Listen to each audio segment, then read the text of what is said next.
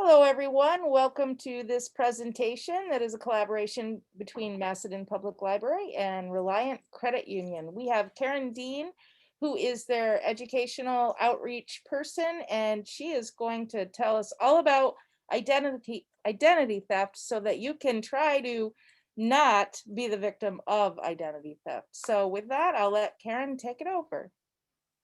Okay. Can I share my screen? Yes, you can. Let me just fix it so you can.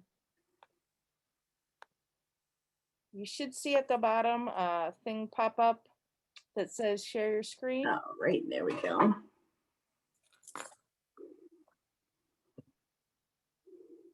Can you see it? Identity theft, it should just say, okay. Yep. All right. Well, welcome to our workshop on identity theft. Again, my name is Karen Dean from Reliant, and it kind of goes along with the participant guide. If you wanted to take a look at the participant guide that was sent out to you, and if you have any questions, feel free to chime in at any time. Okay. So your identity theft is a very valuable piece of information, and identity theft and identity fraud are fast-growing crimes. Some people may think that identity theft is what happens when someone steals your credit or debit card, but actually identity theft is much broader. It can involve someone impersonating you, using your personal information to open up bank accounts, withdraw money from your accounts, or even taking a loan out in your name. Oops. Okay. So by the end of today's workshop, you'll be able to learn how to identify the signs of identity theft and fraud, examine different types of identity theft and fraud, identify strategies to protect yourself from identity fraud and theft, and learn how to protect your data using some safe habits. So there's been a lot of identity theft within our community. We see it at the credit union, and I'm sure many other financial institutions have seen identity theft happen in our area. A lot of people don't know that it happens until it happens to them.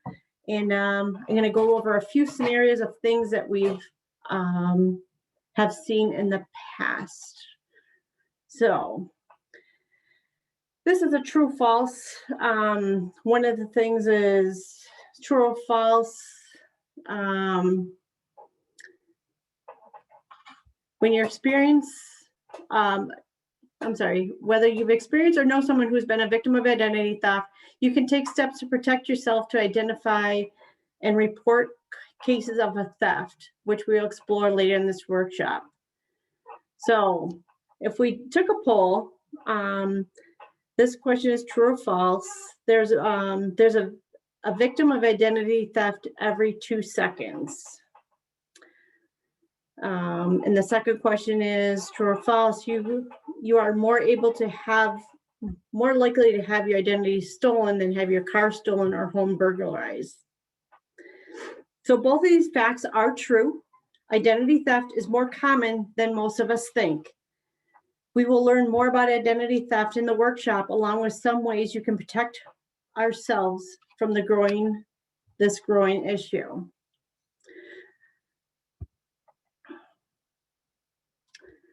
So to better understand how we put ourselves at risk, let's examine the difference between the two types of crime. Identity theft and identity fraud are terms used to refer to all types of crime in which someone wrongfully obtains and uses another person's data in some way. Identity fraud occurs when someone's personal information is used to access money, while identity theft is when personal information is accessed, even if it isn't used for financial gain. So if we think of identity theft and identity fraud can happen to anyone, but some people may be more risk than others. According to the U.S. Department of Justice, men, women are equal targets for identity theft. Adults over the age of 60 increase risk for identity theft as well. Households with an annual income of $75,000 or higher are at greater risk. I find that interesting how it is with the income, how that factors in. But so when someone steals your identity to impersonate you, and opening up an account, taking out a loan, and racks up debt, you can suffer long-term consequences. So these statements were collected during a survey by an ID theft center, which asked victims of identity thieves about the consequences of their theft on their daily basis. So I had to rely on friends and family for assistance. I had to borrow money to help with expenses. I had to use my savings to pay for expenses. I had to get to request government assistance. I lost out on job opportunities, and I couldn't qualify for a home loan. Identity theft can cost you time, money, and your reputation. Once your identity is stolen, depending on how many accounts and services you have, you'll need to contact each bank, change each password, and notify all your credit card companies. This process may take you one day or it could take you for years, depending on how complex the identity theft was. So once the identity theft has your personal information, what can they do with it?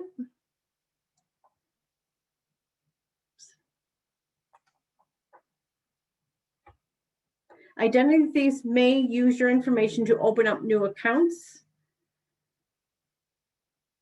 with credit card companies, financial institutions, or even services such as cable, telephone, utilities, and public benefits. And of course, they commit cybercrime, and they get in prescriptions and receive medical treatment. So the identity thefts may also use stolen identity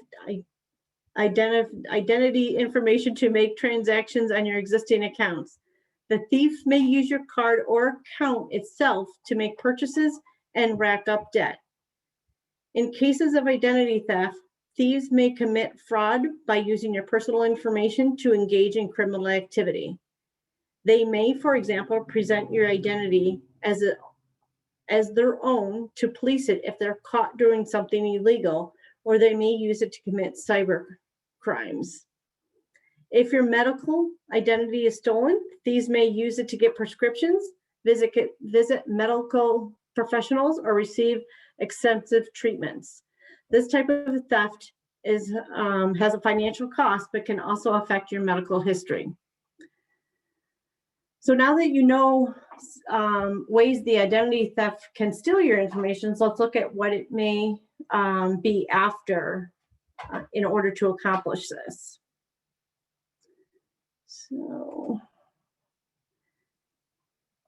So inside the participants work guide, there's on page 3, it's my identity. What types of things do you think would be included in each of these categories?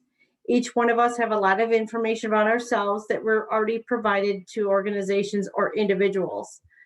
Do you know what information about you has been shared? Let's try a simple experience. Using the worksheet, think about and write down different types of data information of each categories that could be at risk of identity theft. And you can do this at a later time. You don't have to do that right now. So the biographical data, that's your name, place of work, country, town, or city of residence, relationship status, family relationships such as children and parents, family history, which also in obituaries, medical data, medical records, online medical record orders, prescriptions, hotel visits, hospital visits, and so on. Biometrics is your face, your eyes, your voice, and your fingerprint. And financial data is mobile payments, banks use credit card information for those. So most people don't realize how much of their information is actually out there. Identity thieves can impersonate you by just knowing your name and address, or they may gain access to your credit cards or bank accounts using more sophisticated tools. Depending on the types of information you share on social media, they can even guess your password or your answers to security questions. There are many different kinds of personal information that thieves can use to steal your identity. Some of the important information, such as your social security number, driver's license, passport, passwords, credit reports, marriage and divorce records, tax documents, bank account information, and email accounts can all be misused.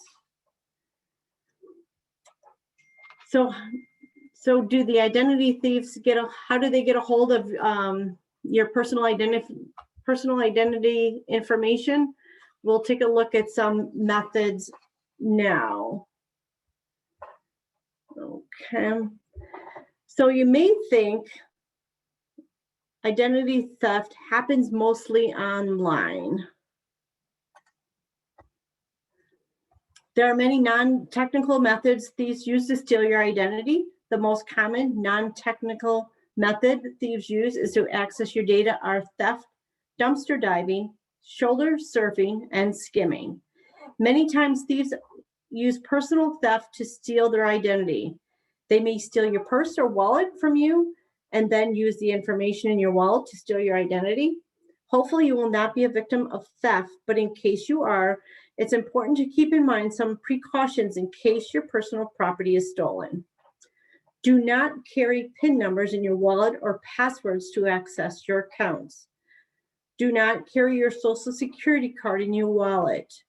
Only carry checks when you need them. You would think most identity theft comes from personal theft, but identity theft can also occur from dumpster diving. Dumpster diving is when someone goes through your trash or recycling looking for discarded bills, pre-approved credit offers, or documents that contain personal identifiable information about you. To discourage dumpster diving, make sure you completely shred any sensitive documents before tossing them. Choose a crisscross shredder over the strip cut one because they make it more difficult for thieves to piece them back together again. Shoulder surfing is when thieves peek over your shoulder to record you entering sensitive information such as credit card numbers, passwords, or PIN numbers. Always be aware of your surroundings and cover your phone screen or ATM screen when entering such information. Identity theft via mail occurs when thieves steal personal mail out of your mailbox. Another way thieves steal your mail is by rerouting it. Once they know your address, changing it is easy as logging into the U.S. Postal Service website and filling out an online form. Once the mail is redirected to an address by the thief, he or she can sort through your mail looking for valuable information. Identity thieves can also steal your information by using more low-tech scenarios like going through your mail and opening up your bills. Even discarding bills, they can access your name, address, or even tax or medical information. It's important either to keep your properly destroying mail that contains your personal identity information by shredding these documents. Identity thieves can also use methods known as skimming to collect your information. Skimming occurs when the thief installs an illegal device known as a skimmer onto gas pumps, ATMs, or credit card machines that capture your data. When you swipe your card into a skimmer, the device collects your information. To avoid having the card skimmer look at the device you're about to use and ensure that it is not a skimmer on it.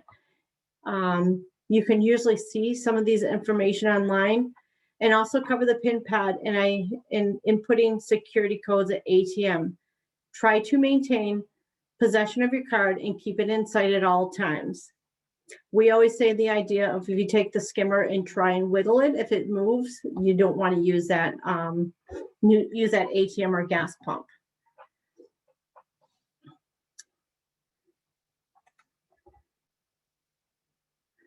Identity thieves can use many methods and techniques to steal your identity, but in general, common scams including phishing schemes, telephone scams, and elder fraud scams. More sophisticated identity thefts may use technical methods to access your data. The most common method, some of you may be receiving a phishing email. For example, an email that appears to be from a bank but isn't. Phishing is often a scammer using fraudulent emails or text to copycat websites to get you to share valuable personal information.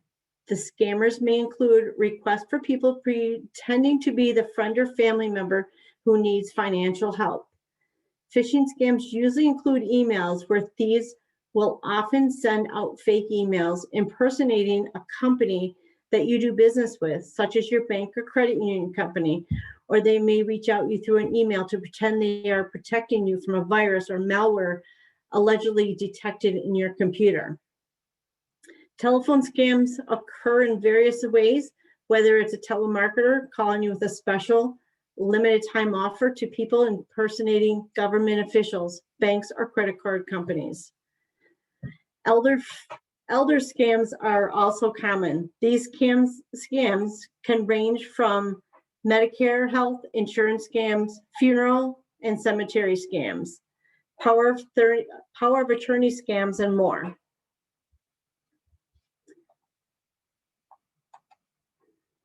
Now that we know how the thieves can gain access to your data, let's take a look at the inner working of some common scams.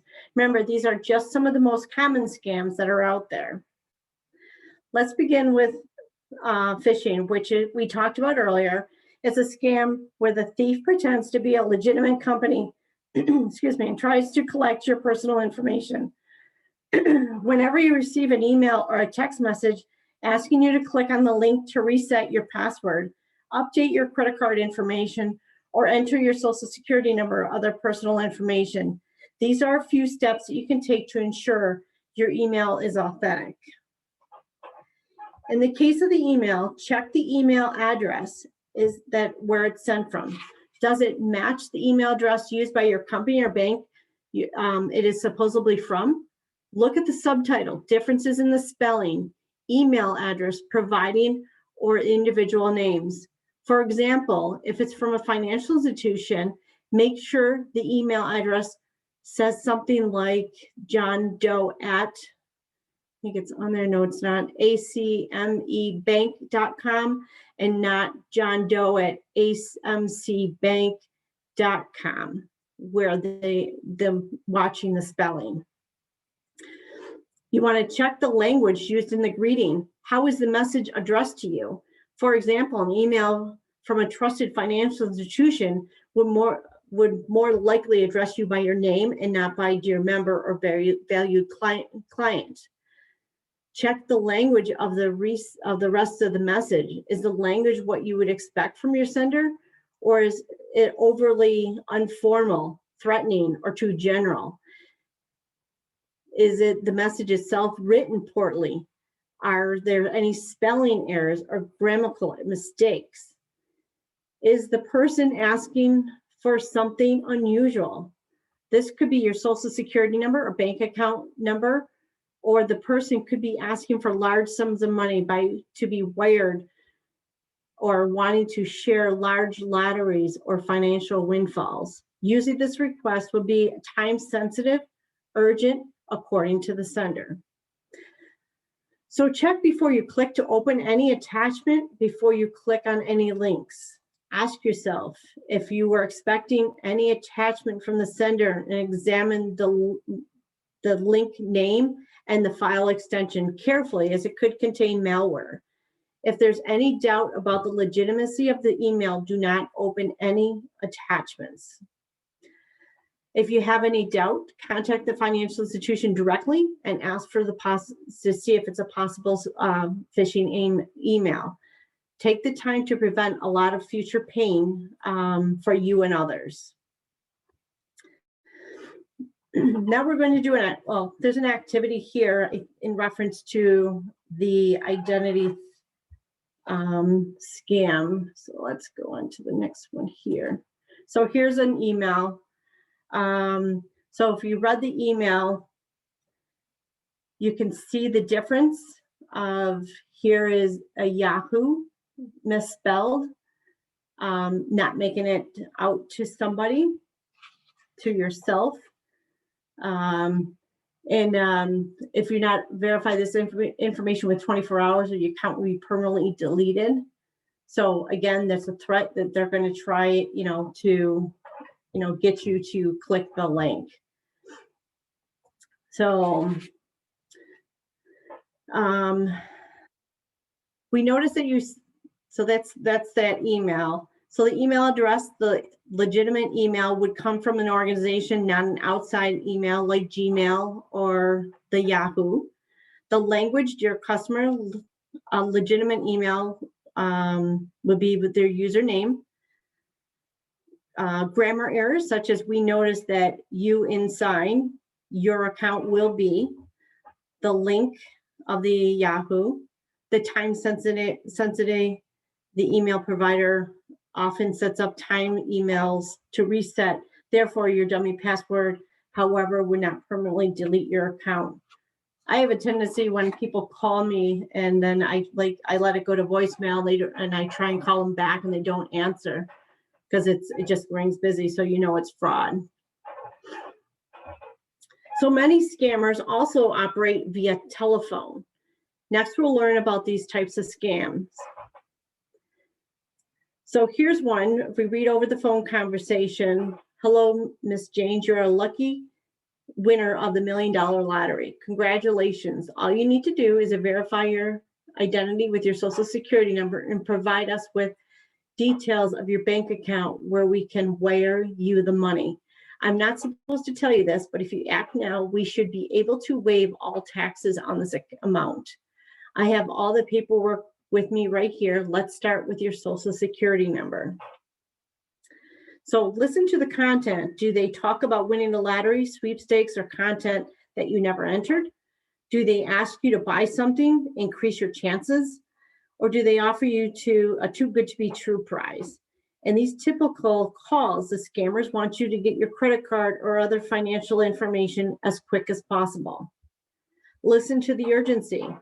Do they pressure you to make decisions now or often dramatically drop fees such as shipping or handling if you order immediately? These comments could be a sign of a scam.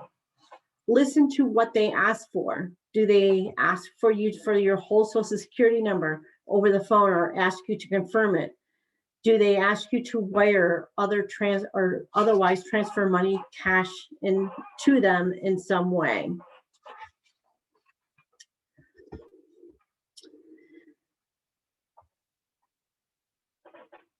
And so here's another one from the my friends. I'm friends with your nephew. He's in trouble. This is a very common one, by the way. He's in trouble with the law and he needs help. He got arrested last night and now he's in jail. He needs bail money before he can be released. It's a long story, but he asked me to call you instead of his parents. Because he's embarrassed about what happened to him, he needs you to wire money to in the next hour from Western Union. It's important that you see this money right away. So you can tell that the nephew's name is not mentioned, the involvement of the family member and its immediate need of money and receipt of the, secrecy. Colors not providing further information about location or situation. Most of the phone scammers are strangers. They don't know the victim. However, some phone scammers will look up information about the victim's family or pretend to be a third party to appear more credible in their scam. But some scammers, they may even be acquaintances, friends, or even family.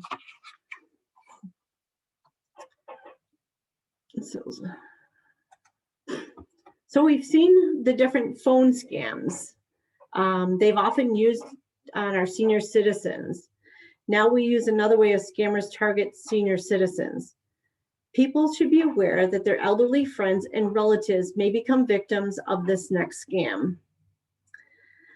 So many seniors may own assets such as their home or car, have retirement funds such as a 401k, or have other benefits that can make them more attractive targets for identity thieves. The identity theft may be a stranger who tries to befriend a senior, a professional who may have access to the senior's home, or even be a friend or family member. One or more common ways these thieves target seniors is the abusing of the power of attorney. If you were a senior or are a caretaker of a senior, be aware of anyone asking for your power of attorney. And a power of attorney, just in case you're not aware of what a power of attorney is, a power of attorney is the legal document that gives individuals the power to make decisions on behalf of the principal, which in this case means the senior citizen. Scams commonly involve financial decisions. So seniors often may need increasing help with their everyday finances, including household and medical finances. They may grant a family member or close friend power of attorney. An individual who's granted power of attorney is a legal bound act that the senior's best interest, but sometimes an individual does not. So let's look at this scenario. In this one is at 85. Mr. Ally lives alone in his home. His wife passed away 10 years ago. His children live in different states. Recently, he met a young man called Sammer, who says he is Mr. Ally's long-lost nephew. Sammer quickly moved into Mr. Ally's home, helped with his daily chores. So Mr. Ally was so grateful that he agreed to give Sammer power of attorney so that he could manage the household finances.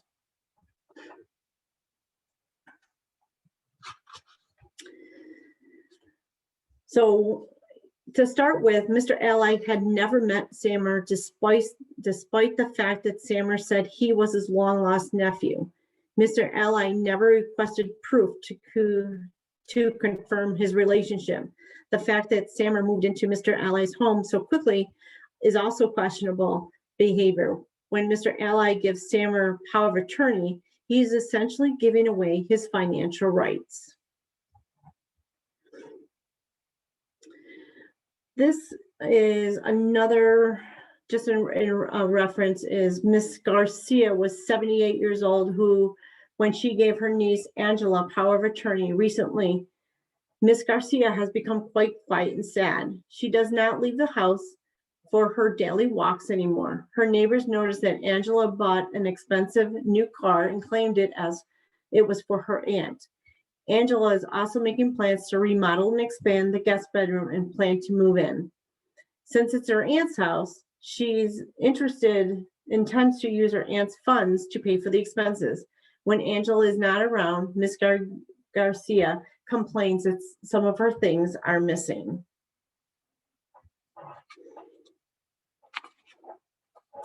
So some of the things here will show out Mrs. Garcia's change of behavior and attitude, Angela purchasing the expensive car, and the complaints about her missing valuables, and Angela planning to spend her aunt's money on expensive home remodels. So knowing how to spot a scam is a very important skill.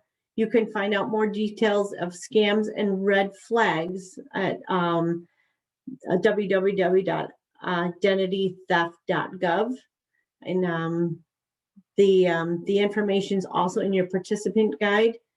So we're going to look at a few different things in reference to identity theft. Sometimes at the credit union, a lot of times we see a lot of our members come in and we get to know them, and sometimes we do see those changes, and sometimes we do ask those questions, which sometimes they feel like we're being a little bit nosy, but actually we're always looking out for the benefits of our members. So identity thieves target victims based on their available financial data and the ability to exploit it. In this section, we'll look at some special types of identity theft you should be aware of. Children are a growing target among identity thieves. Children's personal information, such as their names, home addresses, or social security numbers, may be used by thieves to open up accounts, apply and use credit cards, or applying for social benefits. How do these thieves get this information? Thieves access identifications from children's same way they do as adults, via discarded documents, online scams, phone scams, or stolen property. Additionally, unfortunately, scenarios exist such as family or friends who take advantage of the child's identity and puts the child information at risk. If you receive a call regarding unpaid taxes or unpaid bills in your child's name, you're turning down and applying for government benefits for your child. It might be a sign that your child's identity has been stolen. Try to request a free credit report from annualcreditreport.com in your child's name to see what may come up. If your child is older, ask him or her to do so. You can do it for a child under the age of 18. Once they turn 18, they can do it on them for themselves. As with yourself, be careful about the entities that you share with your child's information.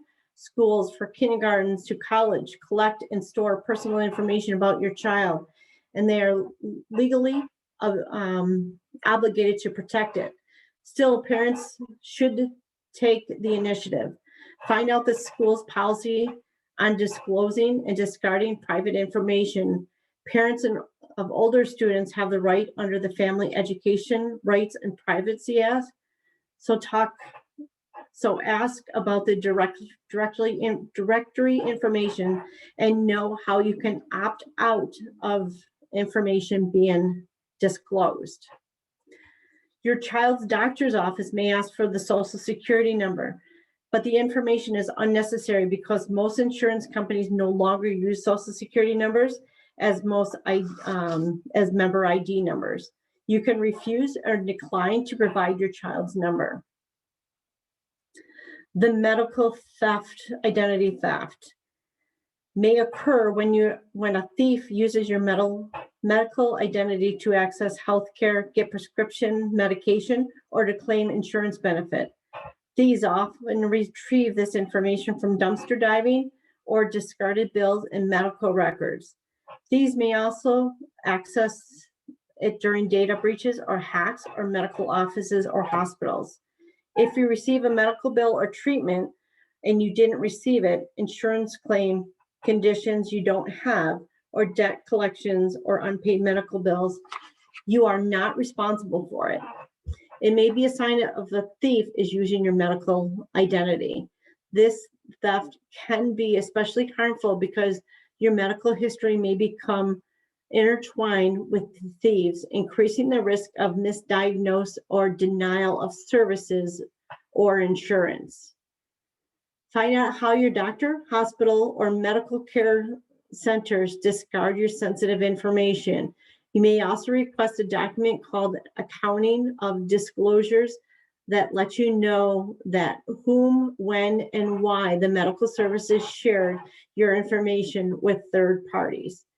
If you notice any errors in your billing or record, take steps to correct them immediately by contacting your medical practitioners. Thinking about when, I know if your insurance company sends you the medical bill, taking a look at it and saying, did I go to the doctor's this day? Is this really me? Did I see this doctor? And, looking at it before you just, send it away and, say that it must be right. I always take a look at mine a little bit more closely now. The next one is the tax identity theft. Once these have access to your social security number and name, they may file a tax return using your identity. If you receive a notice from the IRS or tax preparer about multiple tax return filings, or they are suspicious details in your IRS records around employment or earning history, a thief may be committing tax fraud. Contact the IRS.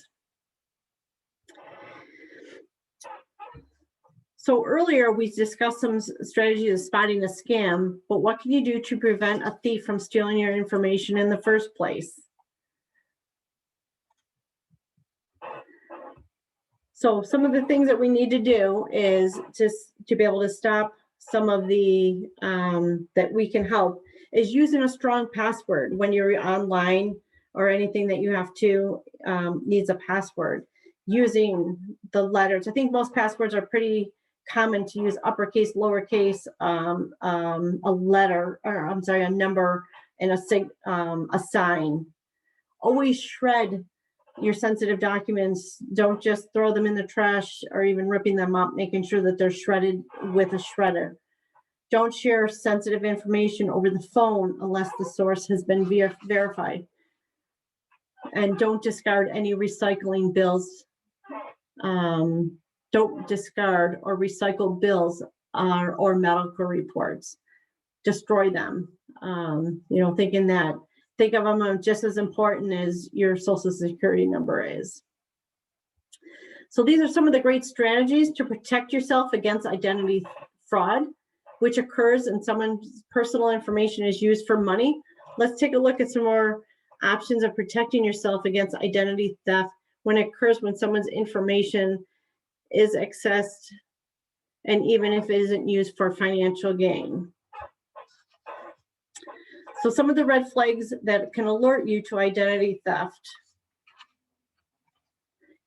So pay attention to the red flags. They may be signs of identity theft.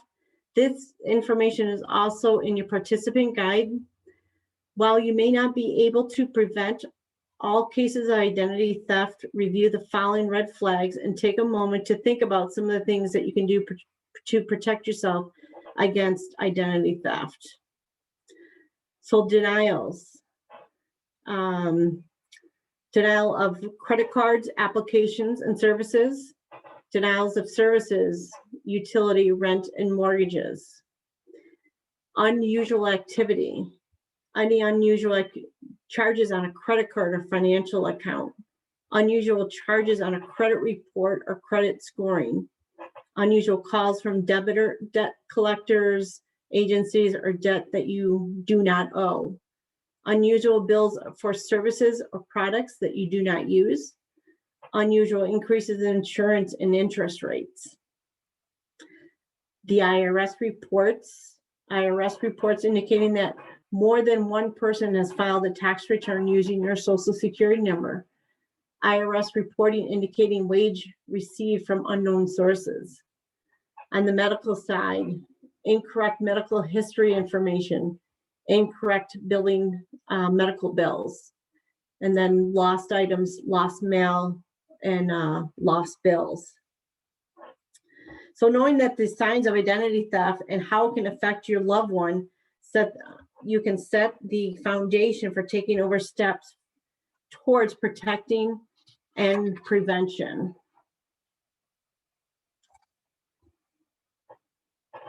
So you can protect your personal information for free by following some of the basic safety rules. Here are some of the do's and don'ts protecting yourself against identity theft. So monitor your accounts, your credit reports, and your credit score. Monitor your financial statements. Practice online safety. Secure important documents. And be aware of your surroundings. On the flip side, don't use public Wi-Fi to access sensitive information. When you're on public Wi-Fi, if you're on we'll just use as a bank, you're online to your bank account, that information is accessible to anybody that would be a hacker inside that same Wi-Fi. Don't click unknown links and don't open any suspicious attachments.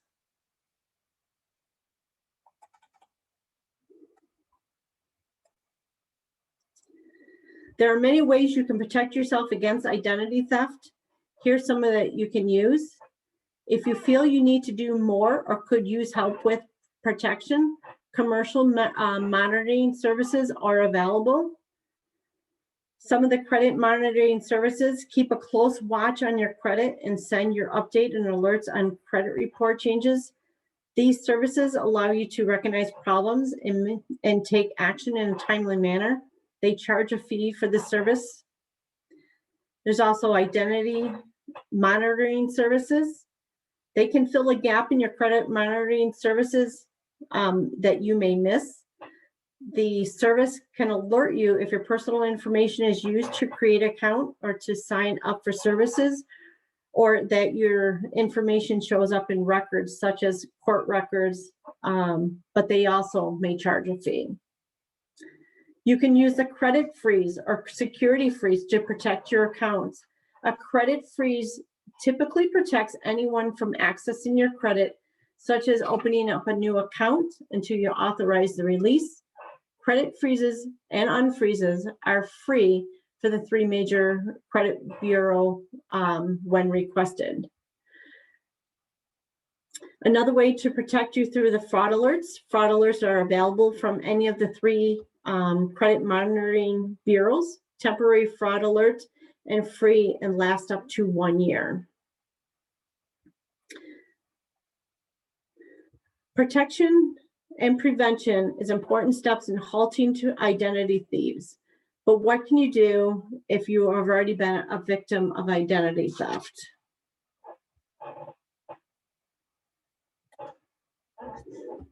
Identity theft is a crime, and under federal law, you are entitled to certain protection. The Identity Thief and Assumption Deterrence Act of 1998 states that identity theft is a federal crime and it may carry punishment up to 15 years of imprisonment. The Graham-Leach-Billy Act requires financial institutions to protect customers' non-public information and give them notice about what we use and store their data. With some exemptions, you may generally be asked to opt out of your information being shared. Every consumer who has been affected by identity theft has been set the rights and include the rights to file an identity theft report with the FTC, place a 1-year fraud alert, place a free credit freeze, get free copies of your credit report, and have incorrect information removed.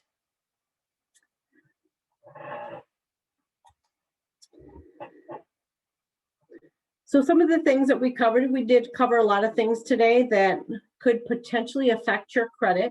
The good news is a few good habits and strategies around managing your credit and debt can go a long way towards helping you keep your credit score high. So step 1, review your credit report and monitor any changes caused by a theft. Review your account where a theft occurred and note any changes. Review other connected accounts. So your second step would be to report the fraud department and the federal agencies. Report the theft to the fraud department at the organization or company where it occurred. Close all accounts and change all passwords, your PIN numbers, and access data and prevent the breach from reoccurring. Report the theft to 3 nationwide credit union credit reporting bureaus and request a fraud alert. The participant guide has the bureau's websites and phone numbers. Create identity theft report for reporting the theft to the Federal Trade Commission. That is also in the participant guides. And create a report with the local police. And the third step is to repair the damage. Review the new accounts created by the theft and close them down. Review and correct statements and charges on your bills, credit reports, and other financial documents. Make a plan of action for monitoring your account or get a paid monitoring service.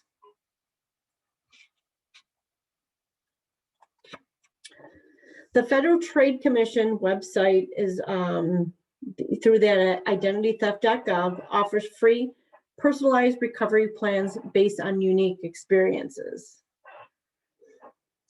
So some of the things that we learned today: identity theft can take various forms and target many types of people. However, by being aware and mindful, and by sharing your information selectively, you can reduce the window of opportunities for thieves to access your information. As more and more personal information becomes available online and financial services move online, it's important to develop the skills and understand how to monitor your own finances. It is also important to build healthy habits, such as changing passwords regularly, requesting and reviewing credit reports yearly, and ensuring any errors are corrected quickly. The more difficult it is for identity thieves to access any of your data, and the more protected you are and others will be.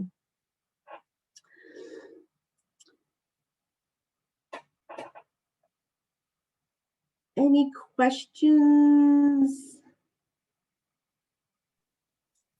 Okay, that was the end. There may not be any questions, but I just want to point out one thing too.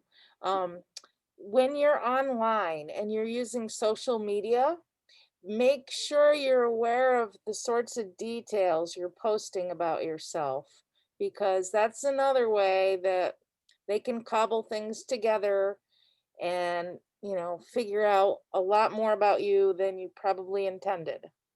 And that includes pictures. Be aware of where you're taking pictures, and if your address, the house number is in the picture, all sorts of little things you have to try to be aware of. I just wanted to point that out. That's very true. I really stress that towards the youth also, but we're on it, just as much as the youth are. Yep. And I've seen people that are not youth sometimes post things, and I thought, oh dear, hope Oh that yes, doesn't get under the wrong nose. But it's information you don't even think of. I always use the yearbook pictures, that when we put out our yearbooks last year, people are posting their pictures, the high school they went to, the year they graduated. They'll be able to find, just with that information, what's that mascot. That's yeah. usually a sensitive question that's asked. Well, another thing people don't often always think about is that if you're posting your high school yearbook picture and you're putting your causing people to remember your maiden name, and a lot of places, one of the security questions is, what's your mother's maiden name? So, not always a great idea to put your maiden name out there. More so Absolutely. for your kids than you, if you Very have them. true. But yeah, you gotta always stay one step ahead. That's the lesson for today. Very true. Thank you, Karen, for this You're really thorough welcome. presentation, and I hope it helps people out there. Exactly. And hopefully people will be coming back for next week's presentation. It's gone out of my head. Which Debt topic are management. Debt debt management. management? Oh, so if you're able, debt management will be at the same time and day next week, and you can learn all kinds of important things at that time. So thanks everyone, and have a nice rest of your day. Bye. Thank Be you. safe.